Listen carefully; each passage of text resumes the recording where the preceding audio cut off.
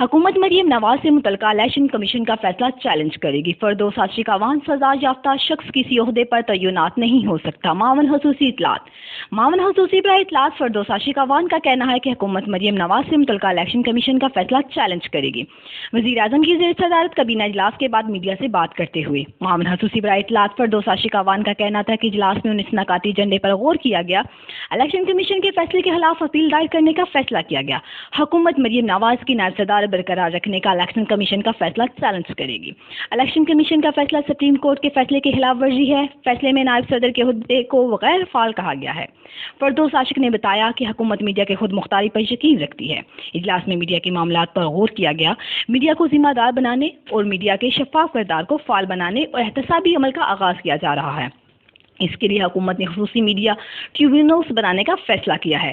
Media کے حوالے سے جو بھی شکایت ہے وہ عدلیہ کے ماتحت میڈیا ٹریبیونلز سنے گا۔ اگر میڈیا کسی پر الزام لگاتا ہے تو وہ معاملہ میڈیا ٹریبیونلز دیکھیں گے اور میڈیا ٹریبیونل 90 روز میں فیصلہ کرنے کا پابند ہوگا۔ میڈیا ٹریبیونلز کی نگرانی اعلیٰ عدلیہ کرے گی۔ معاون خصوصی کا کہنا تھا کہ وزیر اعظم نے کابینہ کو موجودہ دورہ امریکہ کو اعتماد میں لیا۔ وزیر اعظم عمران خان کشمیریوں کے سفیر بن کے امریکہ جا رہے ہیں۔ اپنے دورے میں اہم رہنماؤں سے ملاقاتیں کریں گے۔